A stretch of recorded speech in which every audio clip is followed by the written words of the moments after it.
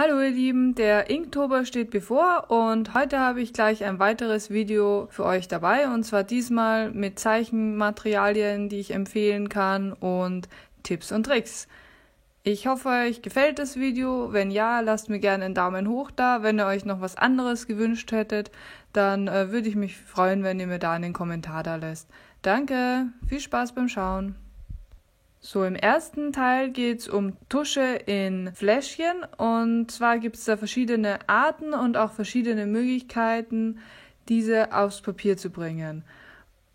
Ich besitze Zeichentusche von Rohrer & Klinger und bin damit sehr zufrieden. Zum einen habe ich die ganz normale Zeichentusche, die ich jetzt hier links euch aufgezeichnet habe, in Sepia und in einem schönen Blauton.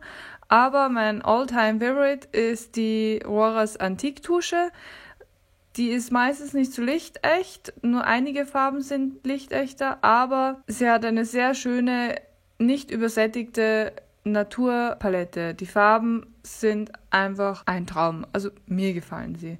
Also ein weiterer Nachteil neben dem, dass die Farben nicht lichtecht sind, das heißt, sie behalten die Farbe im Sonnenschein nicht lange. Der weitere Nachteil ist leider, dass ich feststellen musste, dass über die Jahre manche Farben sich verändert haben. Das ist etwas ärgerlich, wenn man dann ein Bild malt und aus einem Blau wird irgendwie ein Grün. Aber im Großen und Ganzen bin ich sehr zufrieden mit den Farben und verwende sie wirklich gern. Einfach weil mir die gesättigten Töne gut gefallen.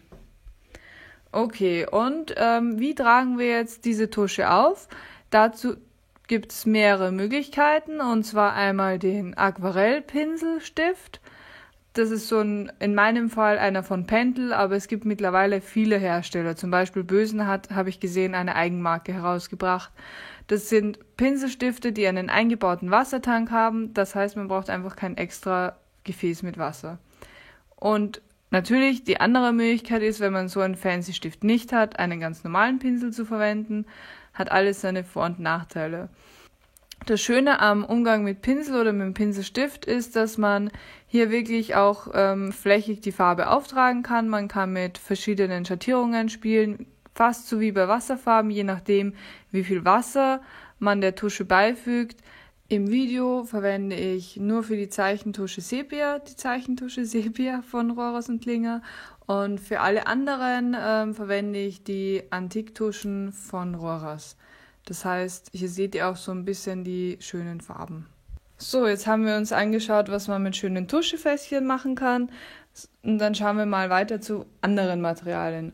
Und zwar habe ich hier Tuschestifte rausgesucht. Da gibt es einmal die normalen Tuscheliner. Das sind feste Spitzen, die nicht flexibel sind und mit denen man dann schöne Outlines ziehen kann.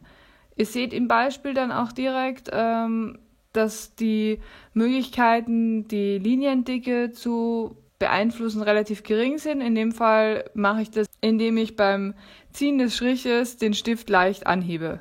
Eine weitere Möglichkeit ist ein Stift mit einer sogenannten Faserspitze, die flexibel ist. Zum Beispiel dieser Pentel Sign Pen ist eine Möglichkeit und damit lassen sich ganz schön Letterings erstellen oder eben auch flexible Outlines. Diese wirken dann schnell mal dynamischer und haben einfach mehr Pep, sind präsenter. Dann eine Steigerung davon ist ein Pinselstift, wie der Pentel Brush Pen, mit dem ich auch das Intro gemacht habe.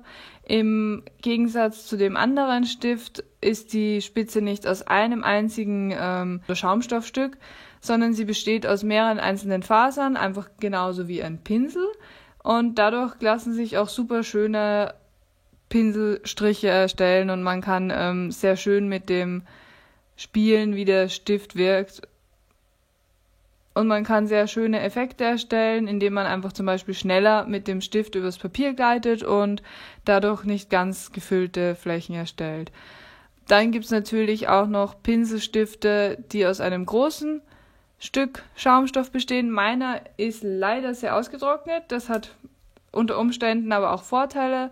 Man kann sie zum Beispiel, so ausgetrocknete Stifte, eben auch ganz gut für Effekte verwenden, für Schattierungen. Genau.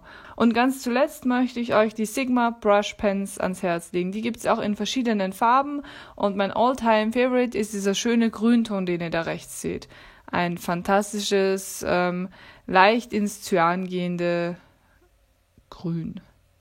Der Nachteil von diesen Pinselstiften ist natürlich, dass es nicht ganz so leicht ist, damit Flächen zu schattieren. Es gibt bei den Linern die Möglichkeit, mit Punkten zu arbeiten. Das ist allerdings sehr zeitintensiv, hat aber den Vorteil, dass es ziemlich faszinierend aussieht. Also wenn ihr viel Zeit und Geduld habt, dann ist das eine Möglichkeit, dem Bild Tiefe zu verleihen. Mit den flexiblen Stiften kann man dann auch viel leichter mit der Strichstärke spielen. In dem Beispiel seht ihr schon, dass das Ganze mehr Tiefe bekommt, allein dadurch, dass der Strich an einer Stelle dicker ist als an der anderen. Sehr spannend ist meiner Meinung nach auch noch der Unterschied zwischen Aquarell und Tusche, wenn man nass auf nass arbeitet. Und das zeige ich jetzt anhand von diesem tollen Smiley. Und da seht ihr sehr deutlich, dass das Fließverhalten der beiden Farben relativ unterschiedlich ist. Und was ich auch noch sagen möchte, ist, dass Aquarell in den meisten Fällen wieder wasserlöslich ist und Tusche in der Regel nicht. Hängt immer auch ein bisschen vom Hersteller ab, wie wasserlöslich Tusche ist, aber die meisten Tuschen kann man nicht wieder anlösen. Und jetzt kommen wir auch schon zum schönsten Part, und zwar zur Verlosung. Als kleines Dankeschön und als Welcome-Back-Nachricht, weil ich ja doch jetzt längere Zeit nicht aktiv war, mache ich die kleine Verlosung von einer meiner beiden Inktober-Katzen. Und ich wünsche euch erstmal viel Spaß beim Schauen. Und um an der Verlosung teilzunehmen, müsst ihr nichts anderes machen, als mir einen Kommentar hinterlassen. Und was noch ganz wichtig ist, ist, dass YouTube in keinem Zusammenhang mit dieser Verlosung steht. Dann wünsche ich euch viel Spaß beim Schauen. Ich freue mich über jegliches Feedback und bis zum nächsten Mal.